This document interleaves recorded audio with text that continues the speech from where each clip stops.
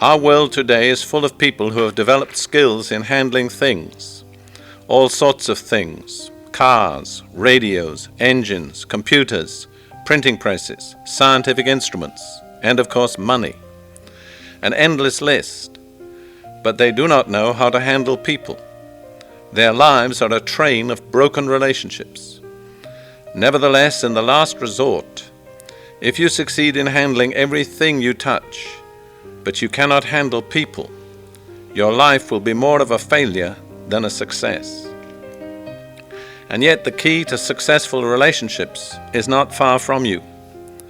It is to be found, like the answer to so many other problems of life, in that unique and inexhaustible book, the Bible. The first thing I want to communicate to you today is that Christianity is primarily a religion of right relationships, rather than right doctrines. For many Christians, the primary test of whether a man is right or wrong is whether he holds the right doctrines. Now, I do not want to underestimate the importance of doctrine, but doctrine is not terminal. It is not an end in itself. It's a means to an end. In Romans chapter 6, Paul calls doctrine a form or a mold. A mold is something that we pour something hot into to bring it out in a certain specific shape. The test of the mold is the product it produces. And so it is with doctrine. It's to be tested by its product. And the product is relationships. Doctrines are means, relationships are ends.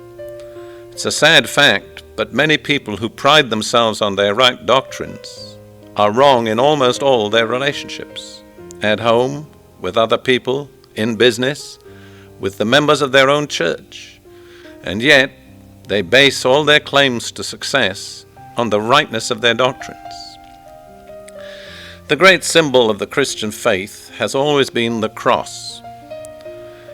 And this is very appropriate because a cross has two beams, without which it is incomplete.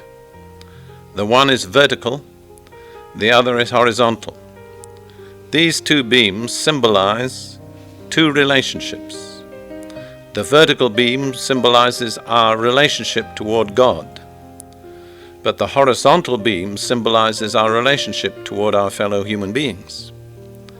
Now, it's a fact of nature, a fact of physics, that if one beam is out of line in a cross, the other must be.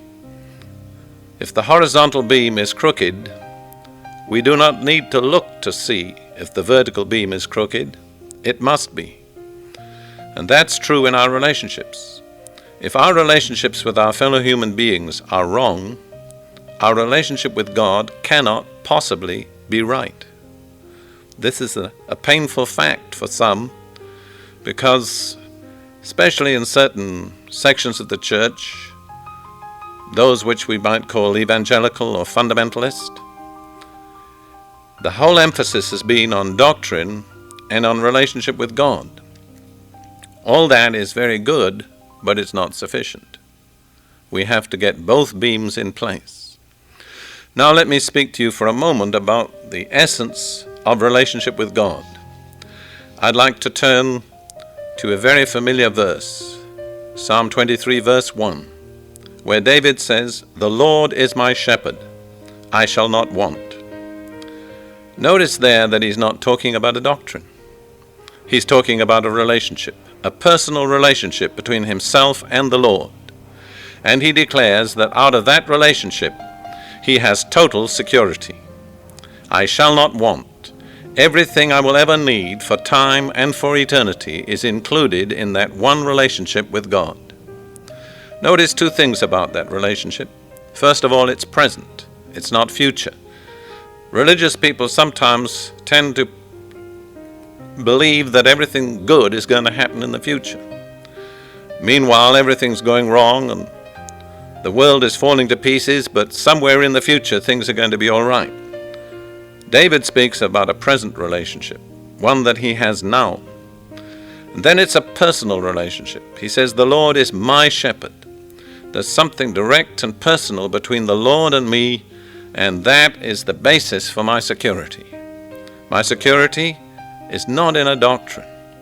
It's in a relationship with God Himself, a relationship that guarantees the supply of every need in my life.